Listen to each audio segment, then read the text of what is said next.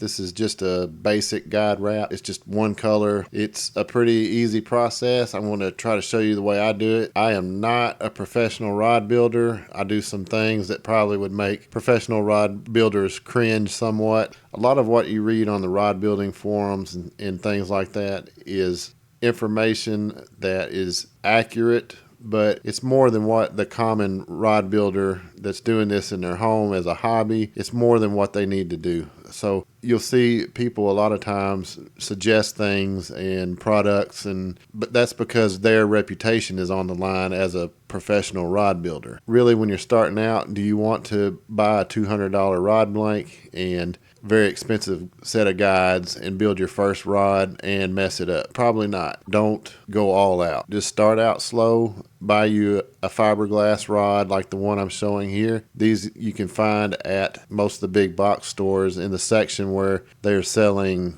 garage sale signs and things like that. You'll find these different types of rods, and a lot of them are fiberglass with a decent finish on it. And it's a good way to practice doing your wraps, doing your epoxy finish, because you're going to mess up when you first start out, and that's all there is to it. It's just going to happen. So you don't want to start out on a $200 rod blank and mess that up. Start out with something easy you can work with. A lot of people practice with dowel rods, wooden dowel rods. I actually like using these fiberglass rods to practice with because they're inexpensive and they have a finish on it that's real similar to what you're going to find on a fishing rod. Whereas if you're using a dowel rod, the epoxy is going to soak into it. It's a softer material. But if you use one of these fiberglass rods, it's going to be a real similar situation that you're going to run into on an actual fishing rod.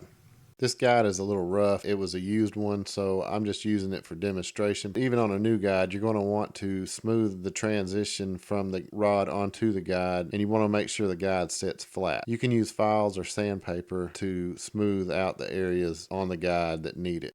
Now I'm just going to use blue painter's tape to tape the guide onto the rod, and as you can see, the rod is marked. I'm just going to line my guide up with that mark and tape it to the rod. I'm using the rod building jigs that I have for sale. I'll put a link to the video for that. This procedure is going to be the same though, regardless of how you're wrapping it or what sort of jig you're using. You're just going to start out by making a spiral starting at the front of your guide and wrapping it around the rod, and finally taping the tag end down behind the guide. You do want the guide lined up pretty close to where you want it, but you will have just a little bit of wiggle room unless you're using extreme pressure and tension when you're wrapping the guide itself. You'll want your guide wrap to start in front of your guide, at least I'd say a 1/16 to an 1/8 of an inch. Bigger rods, you'll want a little bit more area there to play with. And when you begin your wrap, you'll want to cross over the tag end, and you might have to use your finger for the first few turns to make sure that it lays over the top of that tag end. Make sure you tighten your wrap as you go. You don't want it loose and you don't want a lot of gaps in your thread. So just push it over with your fingernail or use some sort of soft tool that won't damage the thread to push the thread closer together. That way there's no gaps in it. Be sure to take your time here. You don't want to mess this up. If you get off to a good start, it'll make the whole wrap go easier. It'll make the transition up the guide easier. Make sure to take your time, keep everything tightened up, pushed together, and keep your wraps nice and tight and consistent. And after you have several turns on it, I would say at least 4 to 5 or possibly more if you want, then you can untape the tag end and unwrap it and cut it close to where you've been working on your guide wrap. At this point, you're just going to continue your wrap, and you're going to want to go slow as you begin the transition from the rod onto the guide. And it's a little tough to keep this part right, to keep it looking good, but take your time right here, because once you get up that initial ramp that goes up the guide, once you get to the top of that, it's going to be a whole lot easier to finish this wrap. This is actually the most difficult part of the wrap, in my opinion, is that transition from the rod onto the guide itself. And if you'll take your time here, you can save yourself a whole lot of trouble later on. Just keep those wraps tight. Use your finger if you need to push the thread in different directions as you start working up that guide foot. I'm just going to speed the video up a little bit here until we get to the next part that I want to bring to your attention. The only part I'm speeding up is just me working on this wrap and continuing to keep it tight and to continue that transition up the guide foot. And I will stop the video and slow it back down to normal speed when I get to the part that I want you to see. Okay, this is the part I wanted to point out to you. As you can see here, there's kind of an arrow shape at the front of the guide where the ramp is. That arrow shape, once you get to the back side of that to where the guide is tapered smaller, at that point you can go ahead and take your tape off because the wrap itself is going to secure the guide sufficiently that it's not going to come off on its own. All right, I'm going to go ahead and speed the video up again until we get to the point where we're going to finish this wrap. Again, we're just keeping the wraps tight and everything in order all the way up the guide. Okay, we're going to stop about 1/8 of an inch away from where we want to finish the wrap. And the reason we have to stop here is because we need to insert a loop that we can pull the tag in back under the wrap with. So we're going to go ahead and insert that loop here and get ready to pull that tag in back under the wrap. Okay, the loop's in place. And now I'm just going to continue wrapping on the guide up to the point where I'm ready to stop it.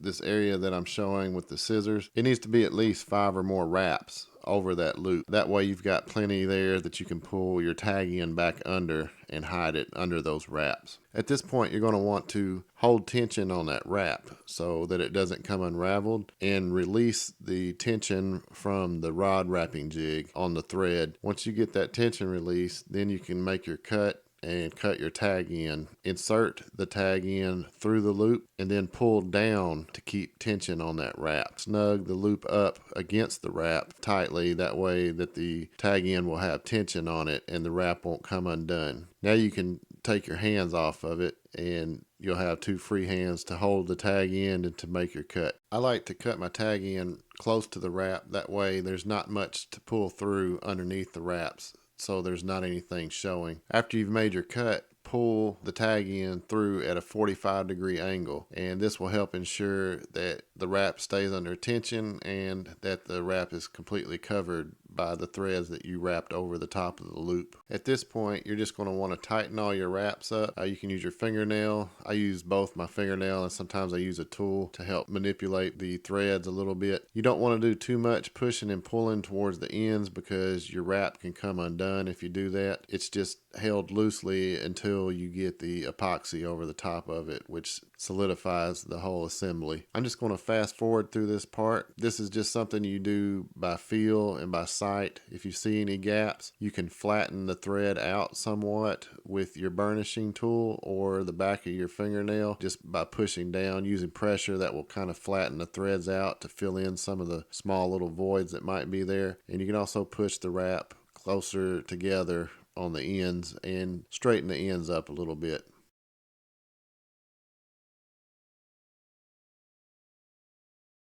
That looks pretty good. Now it's time to add some color protectant. I like to use Mod Podge to protect my color on my wraps to keep them from going completely translucent around the guides where you'll be able to see the guide feet underneath the wraps. Mod Podge is inexpensive and you can find it just about anywhere that has a craft section. It's water-based, it dries quickly. I like to push it into the threads around the guide foot first and try to push the Mod Podge into the thread to get it to penetrate to the rod and on the guide foot itself. This will help to ensure that epoxy doesn't get under the threads and make them turn translucent. You will still be able to see just a little bit of the guide foot under the wraps, and the color will darken slightly, maybe 2 to 3 shades darker than what you started with.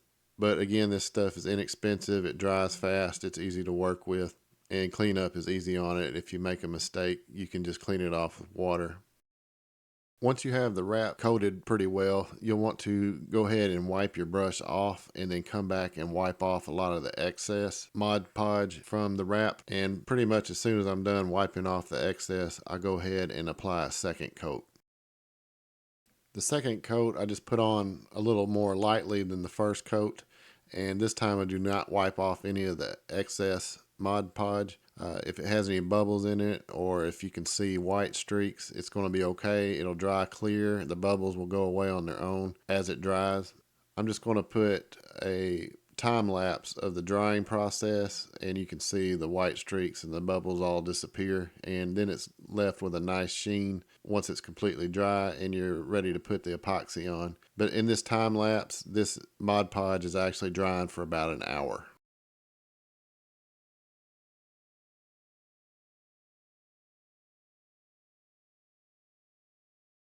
Now that our color protectant has dried, we're ready to go ahead and apply our epoxy to the wrap. For these wraps, I'm going to be using a Flex Coat product for my epoxy. It's the Flex Coat Ultra 5.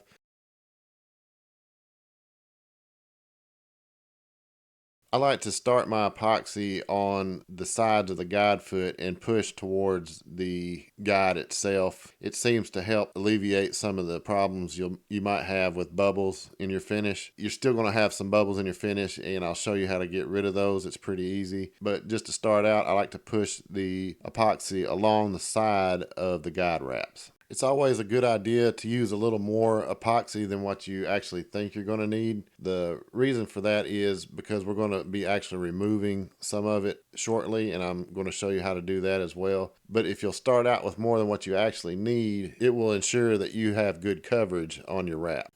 As you're applying your epoxy, what you want to make sure that you do not do is use a lot of pressure with your brush and actually push the threads around on the wrap. It's easier to do that than you would think. You really want to just kind of roll the finish around using the brush on top of the wraps. You just want to kind of push the finish from one side to the other to help level it out. The self-leveling properties of the epoxy itself will do the final leveling. All you're doing here is just trying to get it in as even of a coat as possible, and then the leveling characteristics of the epoxy will finish it off for you.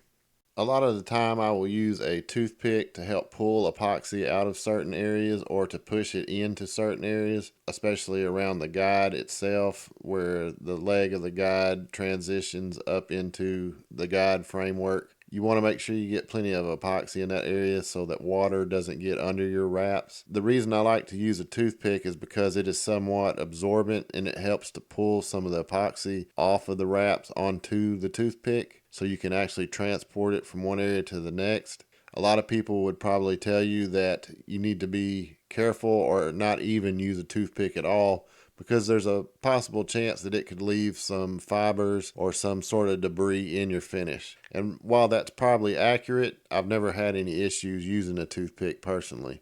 Again, this is just me showing you the way that I do it. A lot of it's not the technically correct way to do it. I get good results with it, so I continue to use these methods. It's just my personal preference. You're going to want to experiment yourself. You might not like some of these ideas. You might want to do things differently, and that's fine. The main thing is the end result. If you get good results, it really doesn't matter how you're doing it, in my opinion. Once I kind of get the epoxy somewhat leveled out across the majority of the wrap, then I like to push the epoxy towards the edge and kind of roll my finish onto the rod in a fairly uniform pattern. This part, in my opinion, unless you're building rods to sell for someone, your lines here don't have to be exactly perfect. You don't have to have it within thousandths of a millimeter or anything like that as far as your accuracy goes, but you just want a nice even looking finish transition from the wrap onto the rod, and that also helps to ensure that water doesn't get up under the ends of the thread. I'm going to speed this up, but I'm just continuing to push the epoxy around to try to get it somewhat level before I start letting it dry.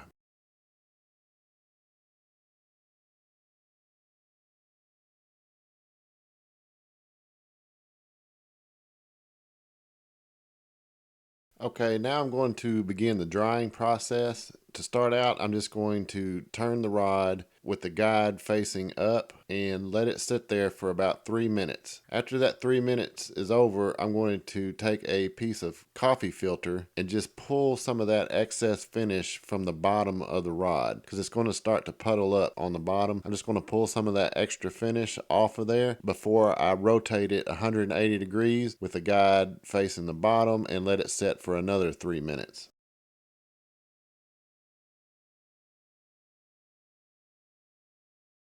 At this point, it's been drying for another 3 minutes. I'm going to go ahead and take an alcohol burner that is filled with denatured alcohol, and I'm going to pop the bubbles on the finish. You're just wanting to pass the flame close to the finish quickly so you don't burn the epoxy. You just want to quickly pass that alcohol burner close to the finish and just enough to pop the bubbles. I've left it to dry for another 3 minutes, this time with the guide down. Now I'm just using a piece of coffee filter to once again pull off some of the excess finish. Paper coffee filter works really well for pulling the excess finish off of these as you're going through the drying process.